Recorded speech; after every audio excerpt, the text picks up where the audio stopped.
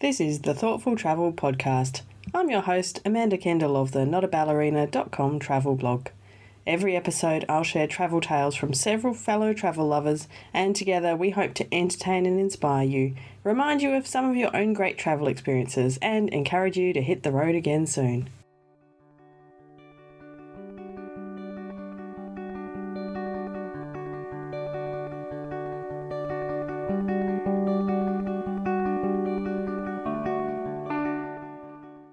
Welcome to episode 9 of the Thoughtful Travel Podcast, the stories in the scary bits. So today we're having a look at where fear and memory kind of intersect when we're thinking about our travels. I think when you have scary moments and the stories that are connected to those scary moments, they're the bits that you remember perhaps almost the best of all the experiences you have on your travels. And I don't think it's necessarily a bad thing. So I think one of the huge benefits of travel is that it really pushes you beyond your comfort zone and helps you to grow and learn more about yourself and the world.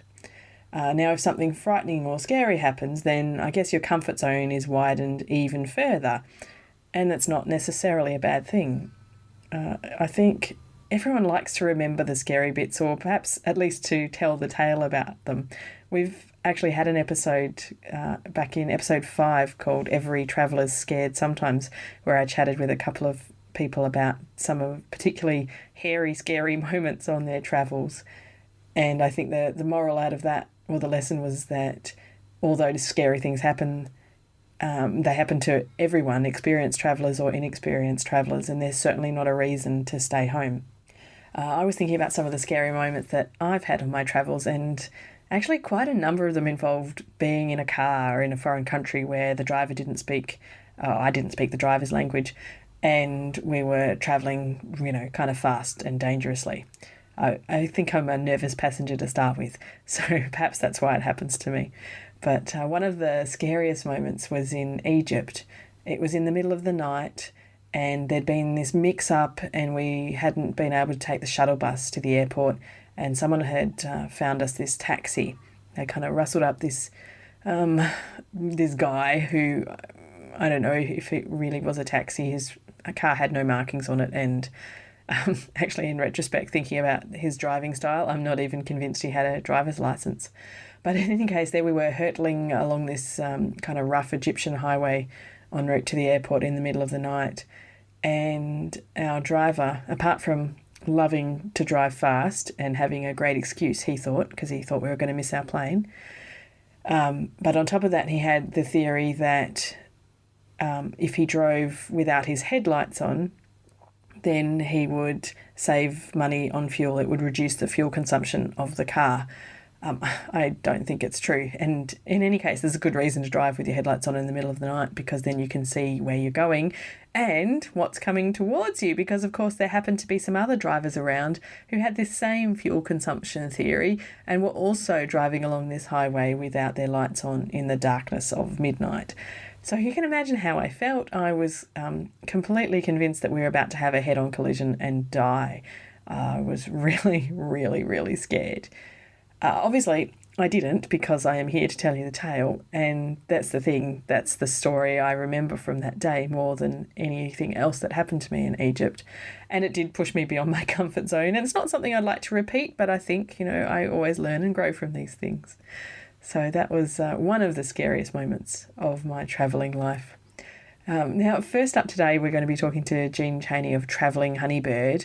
So Jean had a really interesting trip in Mongolia, trekking on horseback, but it wasn't all simple, and there were a few frightening moments for her. That the scary things that people tackle on their travels are on either side of an Instagram image. Ah, fascinating. Tell me more. I always think when you see somebody on top of a mountain having a cup of coffee or pointing or sitting reflective, I go, that is amazing. How did you get there? More importantly, how are you getting down from there? Yes, very good. Of course, I now instantly want to hit your Instagram account and quiz you about some of your moments. So tell me about your scary moments, ups or downs. Trekking through the mountains in Mongolia was by far one of the most magnificent things I've ever done. Mm-hmm. I would do it again. The camping, the eating, the showering in rivers, none of that fazed me whatsoever. The climbing and sliding down mountains is what petrified me. Aha. So again, I knew it was a mountain journey, so it's my own fault. But this is when I truly found out how scared I am of heights. Oh dear, I see. This is a problem. Yeah, it's not the going up that's an issue for me. It's the coming down. Interesting. So it's quite fine as you're, riding up the side of a mountain, or sometimes it's too steep and you're walking. But it's when you get to that peak and you've got to go down. What goes up must come down. Yes, there was our last final descent. It had snowed, so the normal path that we take was just a shelf of snow. Ooh. And, Okay. I was not even brave enough to walk close to it to peer down. So we had to climb another, I don't know, maybe 100 metres, sort of zigzag up and take another path. And it's one of those beautiful paths that's only used very rarely by locals in time of desperate need, like when the weather blocks off your normal regular path. Right. And it's one of those issues when the guides turn to you and they're giving you advice, take it slow, look where you're going, there's no rush, we've got all day. If you stumble and fall, let your horse go, they'll make their own way down the mountain. Oh, wow. As someone who's done bungee jumping, I thought my fear of heights was just a natural good safety fear, jumping off a bridge in New Zealand. Yes, because that seems like a stupid thing to do. Yeah, it's just a ridiculous thing to do. However, I did it. Will yes. I do it again? No. Right. But yeah, I always think people forget or people don't want to talk about their fears when they're doing an activity like rock climbing or skiing or hiking, because it doesn't make a good Instagram story. No, it really doesn't make such a great Instagram story, but these are important stories to tell, exactly. So how did you mentally prepare yourself to get down these mountains in Mongolia? What were you saying to yourself? How did you convince yourself how come you're not still up there? I know I have to get down, and if I procrastinate, I'm going to be here longer than what I want to. So it's just the, head down, shuffle, shuffle. Oop, I'm at the bottom. That's great. With the last descent through the affectionately named Death Pass, I'd been wearing a straw cowgirl hat that had been well worn and battered. I actually curved it around one side so I couldn't see across the valley and down. I could see quite safely 2.5 metres in front of me without, having to lift my head and look around. Right. I blocked off my peripheral vision on one side. That sounds smart. So that, there was nothing for me to see to be scared of. And also had one of the girls that I was travelling with, we just had ridiculous conversations all the way down. If anyone had heard that, they probably would have thought we were 13-year-old girls. But it was a good distraction method. It's a really good distraction method. Yeah. So put blinkers on, distract yourself with silly conversation. That's your strategy. Pretty much. And I just think that's very wise. Yes. Because you do have to get down. It's a must. Anything else, anything quite different that's scary, any kind of scary occurrence happened on your travels? Any, any crime or any moment that you felt terrified for some other reason? I think taking taxis in Myanmar was also something that petrified me. Due to the water festival, we had to take a lot of private taxis. And because these people are being paid only one way to drop you off, and it's a 6 or a 7 hour drive sometimes between the cities, right. They take the fastest route, which generally does mean it's a local road. So roads where buses can't physically fit on. So you're on little windy roads going through and over mountains, and people are just beeping at each other as they go around blind corners. Mm-hmm. I think taking local transport can just be terrifying at the time. Yes. Because you don't know what's going to happen and you don't know where you are and you don't know what to do if something goes wrong. Yeah. you're at the mercy of a driver who may or may not speak any English. Yes, yes, I've had those kind of experiences, and you really, there's not much you can do except just sort of hold on for dear life and hope that you get there. Yeah, you've got to go, I've paid you a reasonable amount of money, and I'm hoping that that amount of money has been enough for you to get me where I need to go safely. Yes, well, you have to hope that they don't have their own death wish, and they would also like to arrive safely. So, but they do have, in some places, different considerably different safety standards to what we would expect here. So, the lack of seatbelts tends to get me. Yeah, yes, me too. Or you hop in a car or a bus and like the seatbelt strap is there, but the connector into the seat is not. That's a big one I found in Asia. Yeah, not my cup of tea. It's not my cup of tea either, because I'm used to feeling that lovely safety net of a seatbelt, and yes, and perhaps the somewhat lawless nature of driving in those places where speed is really no issue, road quality is somewhat different. And yeah, I remember when I was younger, so before I had a son, and I would be in those kind of situations, and I would kind of just close my eyes and hope for the best and think, oh well, if something happens to me now, at least I died doing something I really love doing. And that was like the way I would console myself. But I'm a lot more cautious and averse to those kind of risks now that I've got a son, because I wouldn't want him to be left without me, or something to happen to him. So it's a bit harder now. I really love the games that we play with ourselves to get through these scary moments, like Jean blocking her vision with her hat so that she couldn't see down the mountain. But I think we have to do whatever we have to do to get through it, and there's nothing wrong with that. I also particularly liked Jean's insight about the real story of our travels being either side of an Instagram image. And ever since we had that conversation, every time I'm on Instagram, I'm imagining what happened either side of those beautiful travel photos that the people I follow are posting. And I think, that might be where the scary stuff is, and the exciting stuff, and all kinds of other stories. So I thought that was a really interesting perspective from Jean. Now, my second guest today is Candace Rardon. You've heard from Candace before, back in episode 6, when she told us about some of the surprises that have happened to her on her travels. And so today she's kind of talking about another surprise as well, but this was a bad surprise, so it was quite a scary moment. So I'll let Candace tell you the story of what happened to her once on a trek in Turkey. To go back to the same trek I did through Turkey, the Evliya Çelebi Way. So as I mentioned, I did that trip alone, and most of the time I felt completely secure in the culture. I felt very looked after, and all the families I met were extremely concerned and wanted to make sure I was getting on my way okay. But towards the end of the trip, I think it was on my second to last day I was walking, I was leaving a very small village one morning, and these two young guys, probably in their early 20s, started following me. And at first I thought they were just, trailing me for a little bit. And I turned around I kept turning around, and they kept staying there. And at one point I turned around and I'm like, look, what are you guys doing? And they're like, oh, we're just going to our fields. And I was like, well, I can't really argue with that. No, true. Yeah.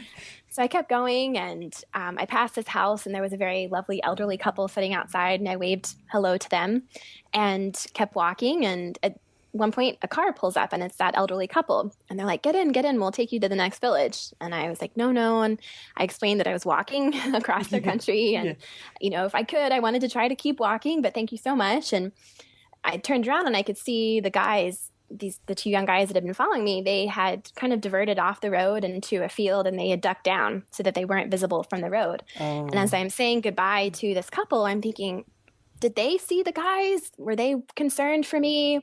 Or were they just being kind? And am I making a mistake by doing that?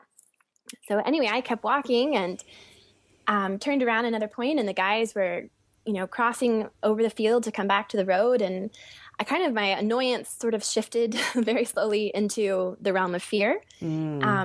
And I tried not to keep turning around, just to let them know I wasn't getting nervous. But at one point I was rounding a bend, and there was a tree that I felt like could kind of shield me to turn and look at them without them seeing. And I realized they were running after me. And that's sort of when it all went straight into full on fear. I And bet. at that point, I just stopped and I was like, okay, I don't know what I'm doing here. And I just sort of looked at the sky and I was like, please help me, just this cry of desperation of not really knowing what was about to happen. And the moment I'll never forget was right then, these two men who were probably in their 50s just started walking out of the forest. There was a section of woods to the right of the road, and they just come strolling out of the forest. It was a Sunday morning. They both got walking sticks, and they're just walking towards me. And I just instantly felt a little bit more at ease. And they came up, and I said hello to them and made sure I was going in the right direction, and I kept walking. And I instantly felt a little bit safer just knowing there was a buffer now between me and the guys, because there were these two older men there. Yes.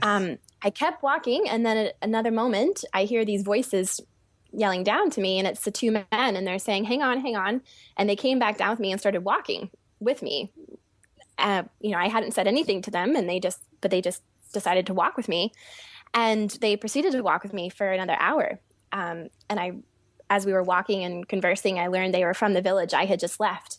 And so they essentially walked 2 hours out of their way to accompany me. And then they turned around and walked back to this village. And Wow. to this day, I'll never really know if they had, continued walking, seen the boys and thought, nope, we need to walk with this woman, or if they had just done it again out of the kindness of their hearts. But that for me, I always point to is probably my scariest moment out in the world, because I felt so incredibly vulnerable. But the minute the men appeared, I also felt like the world does look after us at times as well. So true. So that's, I ticked the box of tackling scary things, because I think can be one of the hindrances when you decide to go traveling, especially on your own, is, am I going to be safe? Am I going to be okay? I think there's always this very inherent risk in traveling, and it can hold us back at times. And I think what I've learned through experiences like the rickshaw run, like trekking through Turkey, there's going to be that risk, but there's also, I think there's a moment where the world meets us at our risk, and it does take care of us. That's very beautifully put, and I think you're right. And it's a shame that the fear of what could go wrong does stop some people from getting out there and having a go. I'm glad that it didn't stop you. Yeah, I mean, it's always there, I think, and that's especially as a woman. I think the idea of staying safe as a woman on your own in the world is huge. You have a sense of awareness about it that never goes away. When you're traveling on your own, you're always thinking about it and making sure, always kind of checking behind your back a little bit. But I think in my own experiences, I've seen that risk lead to a reward. And so I think for me, that's what kind of gives me that little kick of motivation to keep launching out, even when I feel the fear and feel the risk. Yeah, I think that's a very reasonable attitude. And there's risk wherever you are. There's risk at home as well. So Totally. At least if something happens to you but you've been trekking across a beautiful country, that's better than something happening to you and you've been, commuting to the office in the same train every day. Yeah, and I think that's a really good point about it can happen anywhere. My new home base now is in San Francisco, which I often say I feel the least safe in that city than I do anywhere in the world. I feel far safer in Bangkok or Mumbai than I do in San Francisco. So, I think it is all relative. And I think that the risk is everywhere in the world now, especially with, we can into the idea of these attacks that keep happening in cities that you would not expect it to happen anywhere. So I think it's, living with that awareness that there's always going to be risk in that, but that shouldn't hold us back, I don't think. Yeah, I completely agree. I remember a couple of years ago when my son was relatively young, he was maybe 3, and went with some friends to Malaysia over the summer. And because he was quite little, and I was quite worried about him getting sick, because it's okay as an adult, if you get sick, if you, something from the food or whatever, that's, didn't really ever bother me before that. But then taking him to Asia bothered me much more than I expected it to. And so, I was really, really concerned that, he would get sick, he would eat something and, his little body wouldn't cope and all of that. But we were there and he was totally fine. And back here in Perth, one of my good friends, and her two kids had a really, really awful stomach illness at the same time, just from being back here in Perth. One ended up in hospital and all of that. And I thought, wow, so I've come over here to Asia and we've been fine. And if I'd stayed in Perth, we probably would have hung out with them and we would have been sick. So that kind of reminded me that the risk is everywhere. Yeah.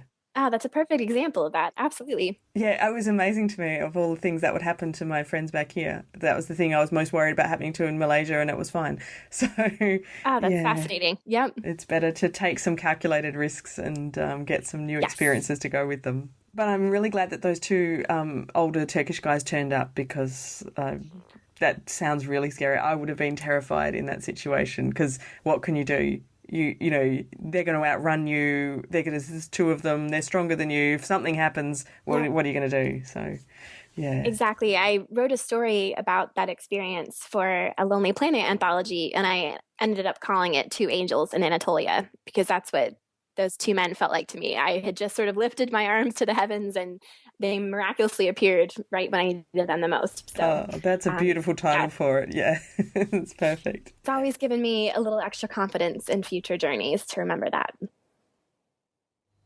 Candace is right that worrying about your safety, especially if you're travelling on your own, can hold us back. We don't really want to put ourselves in the path of those scary bits.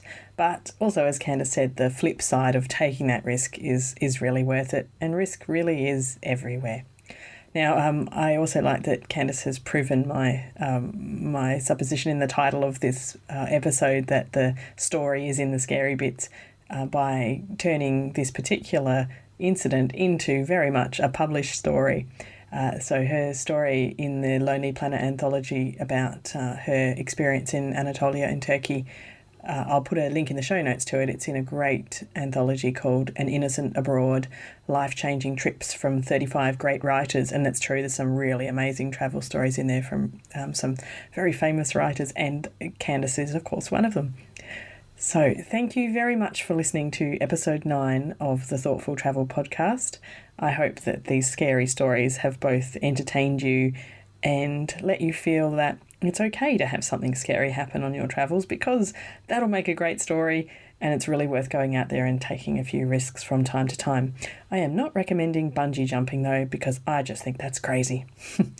All right, so just to let you know some more details about the guests we had on today. Jean of Traveling Honeybird is a lovely, lovely lady that I actually met in Bangkok at the TBEX conference last year, and we got to catch up again in Melbourne over the summer. So you can find her great blog at travelinghoneybird.com. And second, of course, we had Candace Rose Rardon from the Great Affair blog. You'll find her at candaceroserardon.com. She's also got an amazing book of her own, Beneath the Lantern's Glow, Sketches and Stories from Southeast Asia and Japan. So I'll put a link in the show notes to that, as well as to the anthology, An Innocent Abroad from Lonely Planet. As you know, Candace is an amazing both travel writer and travel artist, so do take a moment to check out her work if you haven't already. Now, all of these details will be in the show notes, and for this episode, they will be at notaballerina.com/09, so do go have a look at some of those details there. Thank you very much for everyone who has left a rating or review or tweeted about the podcast in the last couple of weeks. It's been great to get some really interesting feedback, and I've loved that some of my listeners are recommending or suggesting people who I should have on the podcast to interview. So thank you so much for that, and keep it up. You can tweet me at Amanda Kendall. You can use the hashtag ThoughtfulTravelPod. And you can also get in touch on Facebook by searching for the Not a Ballerina Facebook page.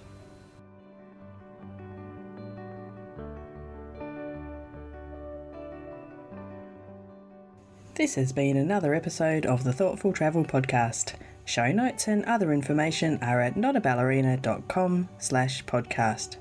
Join me again soon for another chat about why we travel. Bye for now.